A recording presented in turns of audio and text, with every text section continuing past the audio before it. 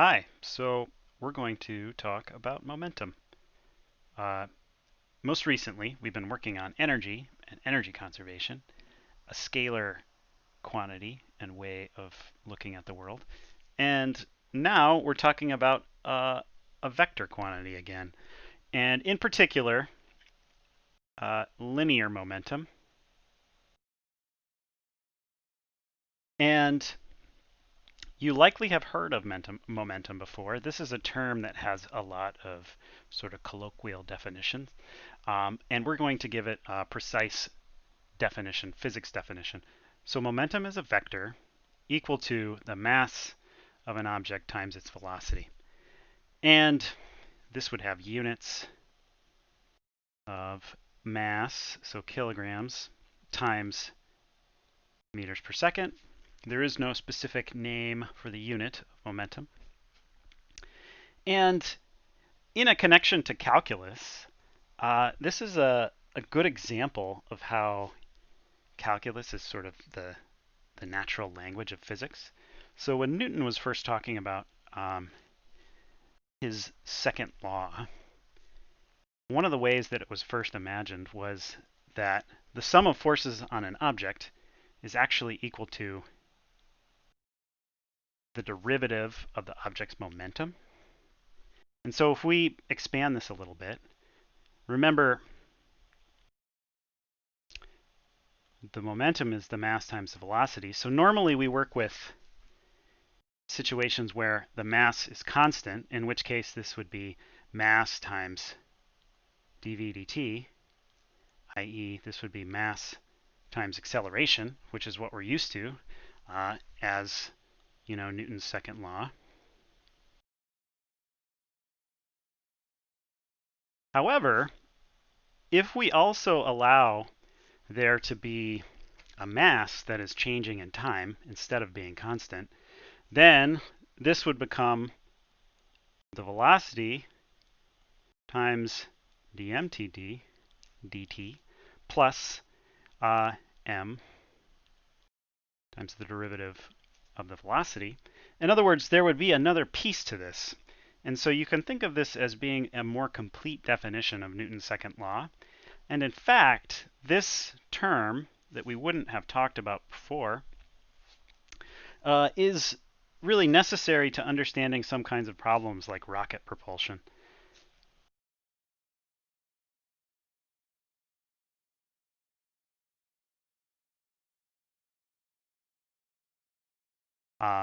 And we may get a chance to discuss that issue at the end of the chapter.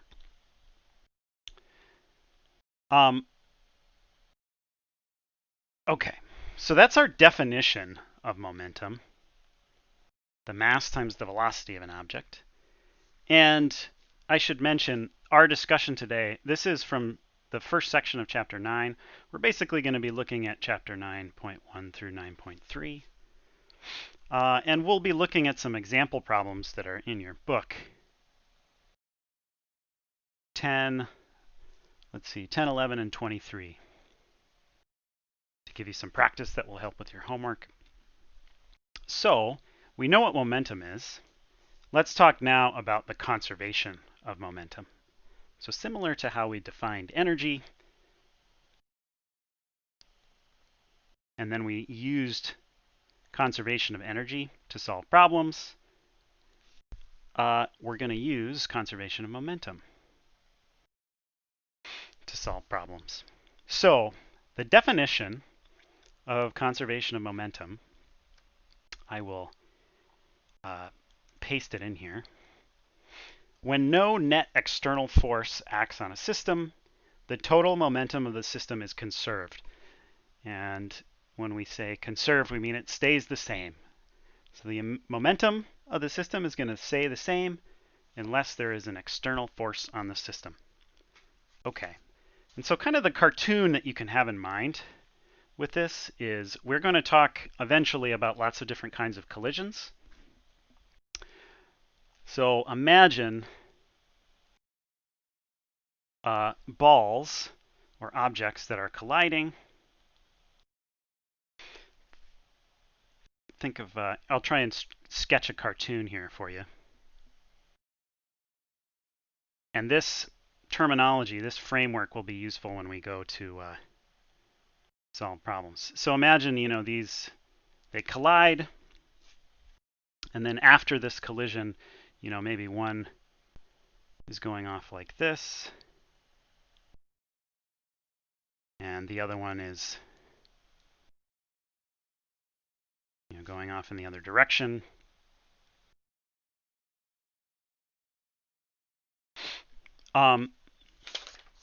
And you can think of, so this is, after the, try and draw this cleanly, after the collision,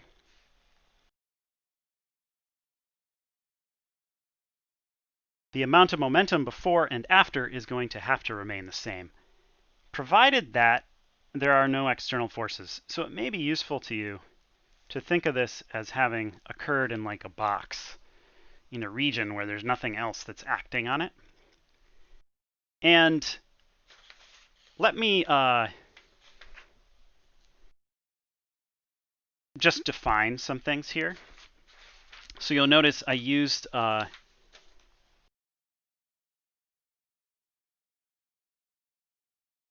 these primed velocities. You will see that terminology in your textbook, and that's to mean the velocity after the collision. So for example, this would be initial velocity, while this would be the velocity after a collision. And of course, you could denote these differently. I'm doing it like this, though, because this is how it's in your textbook, just to try and keep consistent. And eventually we'll do some examples of this in 2 dimensions like this. For now, we're going to start with some simpler examples, but this is kind of the picture that I want you to be thinking about. When no net external forces act on a system, the total momentum of the system is conserved. And what that looks like mathematically in terms of this picture would be that MAVA plus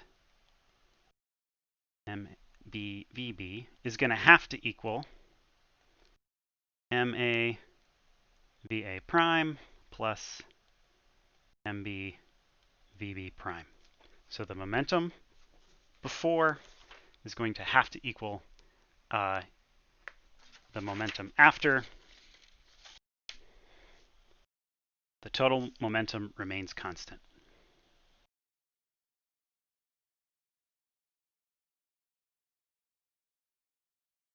Okay.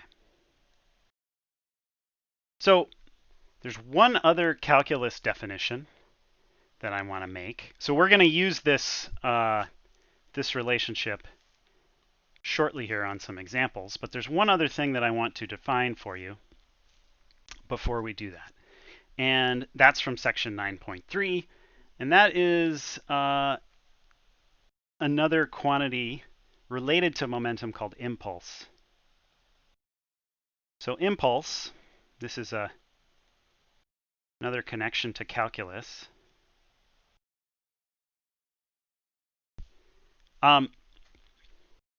Remember, when I started talking about momentum, I defined it force as the derivative of momentum. Well, you can integrate. So if you take this and integrate force with respect to time, you are integrating over, that is equal to integrating over momentum. And you can think of this as looking at the change in momentum.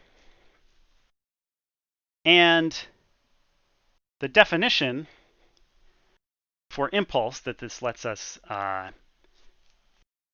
come up with is the fact that the change in momentum, so in other words, P final minus P initial, is equal to the time integral of force. over that time period.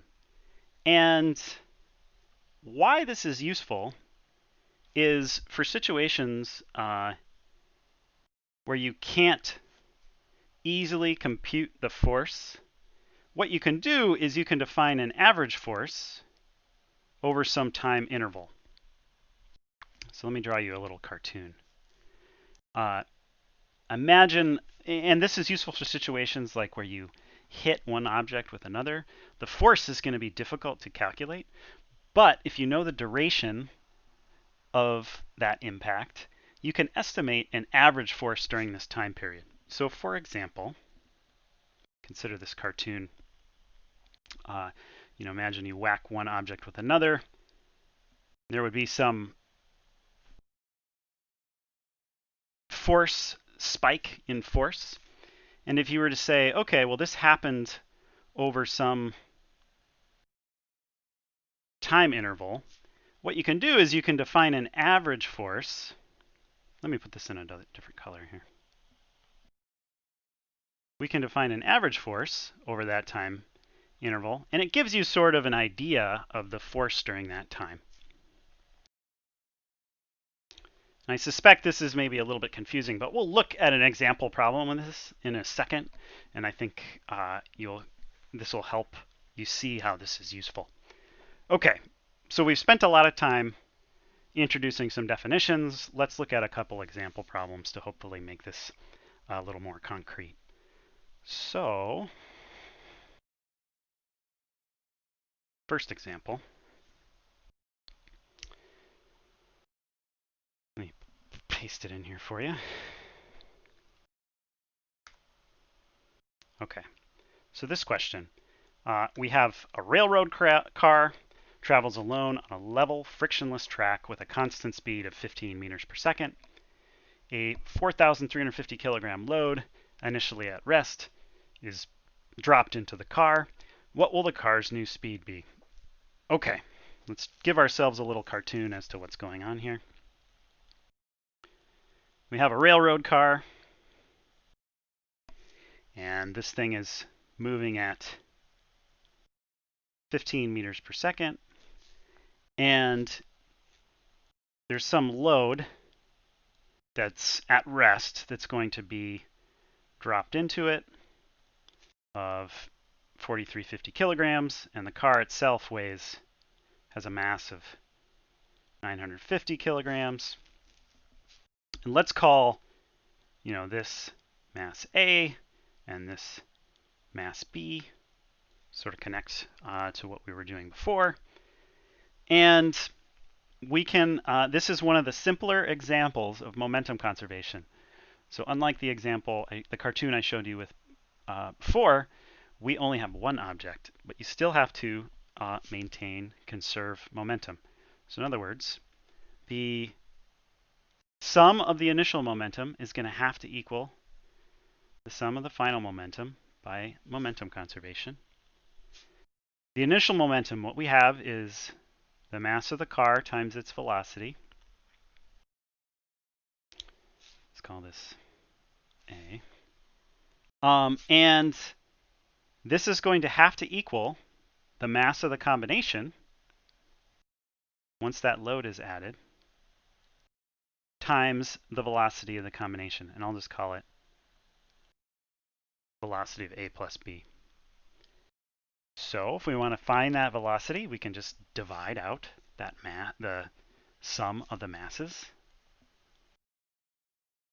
And we would find that the velocity of the car with the added load would be MAVA divided by MA plus MB. Let's put in our numbers. So this is 9150 times 15 divided by 9150 plus 4350. And this would give us 10 meters per second. So the velocity of the combination is going to be less, which I think agrees with our intuition. And putting in our numbers, we find that it's 10 meters per second for this combination of masses and initial velocity. So that's one simple example. Let's look at another one.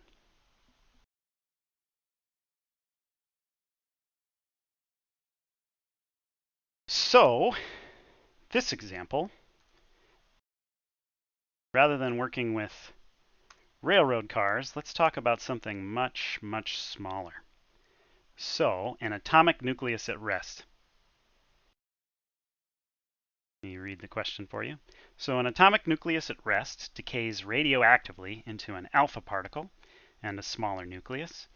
What will be the speed of this recoiling nucleus if the speed of the alpha particle is 2.8 times 10 to the 5 meters per second?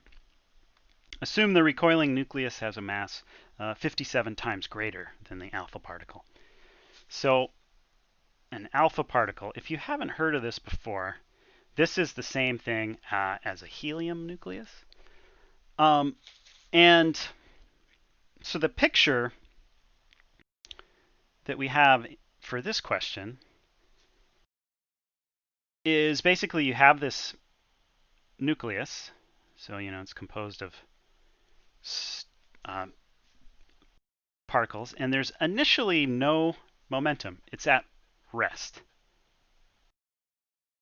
And so this is what's happening before, and then it decays, it breaks up into two pieces. So the alpha particle, I said, is a helium nucleus, so it'll have 2 protons and 2 neutrons.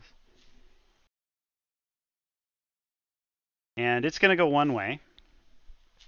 And the rest of the nucleus, so the remainder here, is going to go the other way.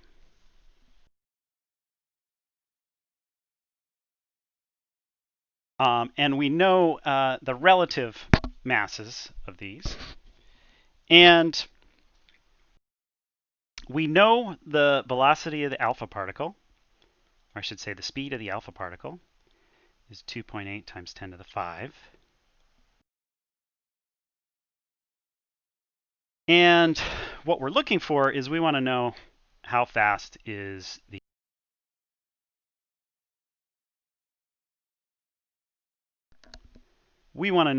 how fast is the rest, the remaining chunk going.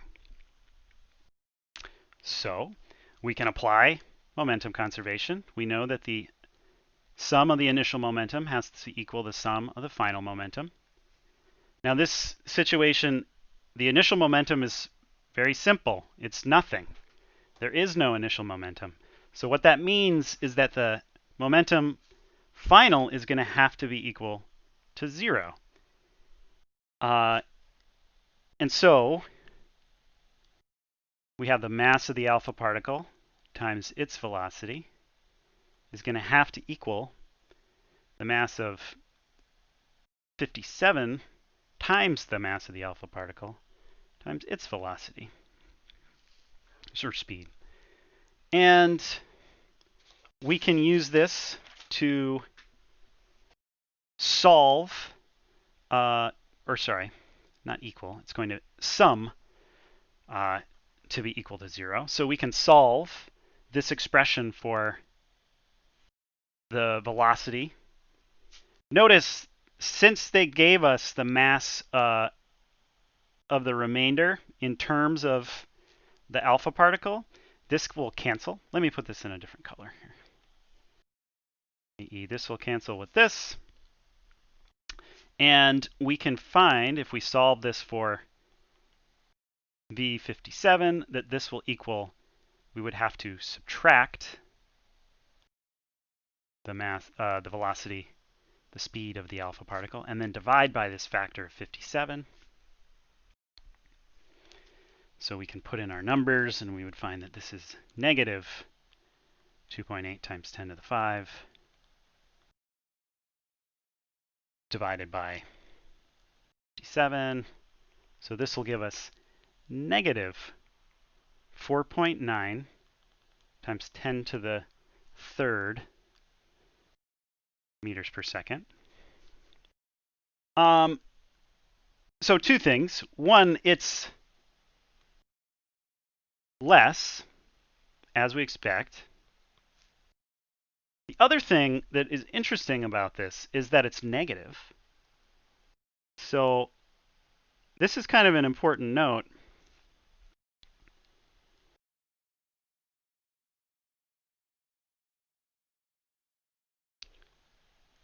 This negative sign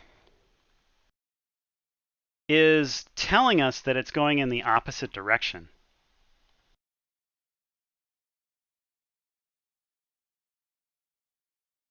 And what this helps do is inform our intuition a little bit that if you have something that breaks up into pieces, in order to conserve momentum, those pieces are going to have to be going in opposite. If it's two pieces, they're going to have to be going in opposite directions. If you had more than two pieces, they're going to have to be going in directions such that when you add up their momentum, it sums to zero. So in other words, if you had a situation like where you have a, something that then breaks up, you can't have one chunk go this way and one chunk go this way. This is not allowed because you can see that in this case, you would have a net momentum that's in one direction.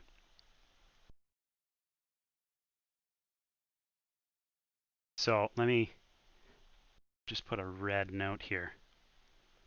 This is not allowed by momentum conservation, which is just an important realization that we can take from this question. Okay, let's look at one more example question.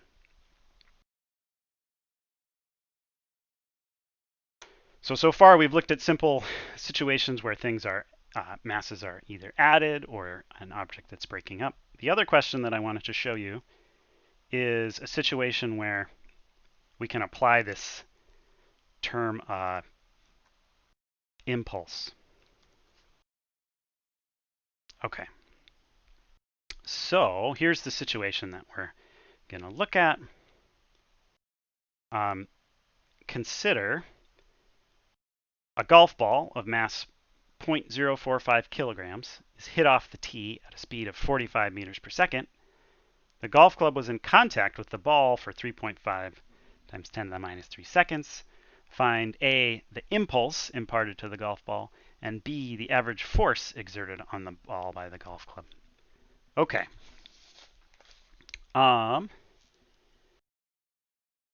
So a couple things to note. This is the actual shape of the force. The peak force is going to be greater than the average. And this is, so in other words, our average force is sort of a low estimate for what the force would be on the ball. Let's apply our definition of impulse. So remember, the impulse is equal to the change in momentum. And this is equal to the integral of the force over that time, change in time. And that's what impulse is. So considering that we have the final speed and the initial speed, we can find that change in momentum. In other words, we have the mass of the ball times the velocity of the ball minus the mass of the ball times the velocity of the ball initial. Now, or maybe let me use our terminology that we introduced. So since the initial velocity of the ball is 0, there will not be any initial momentum. It's just hit off the tee, so it's at rest.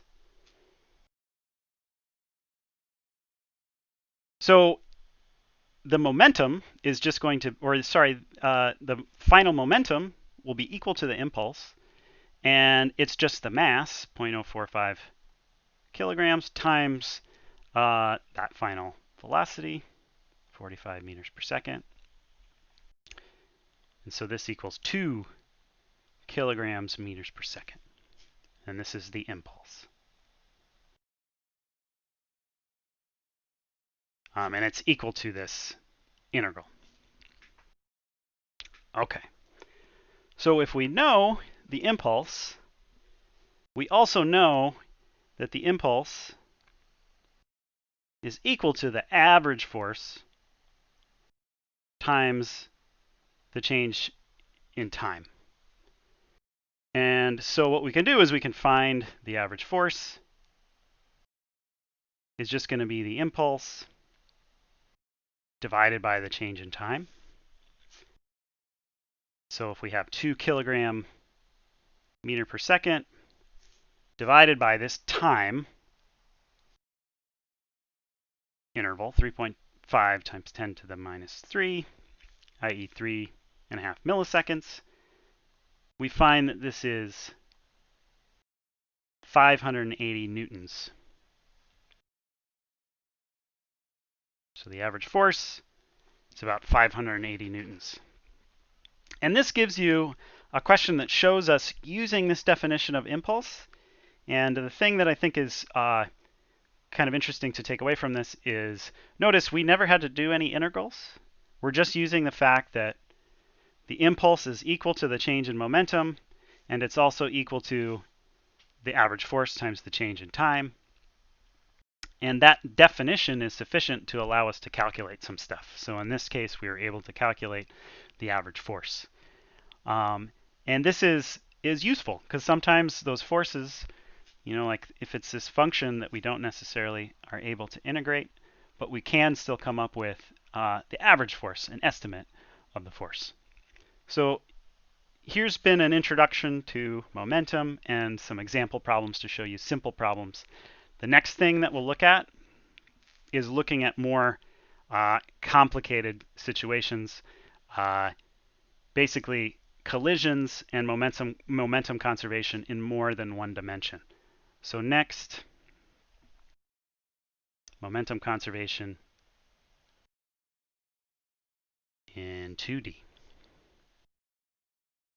And that'll be, the latter sections of chapter 9.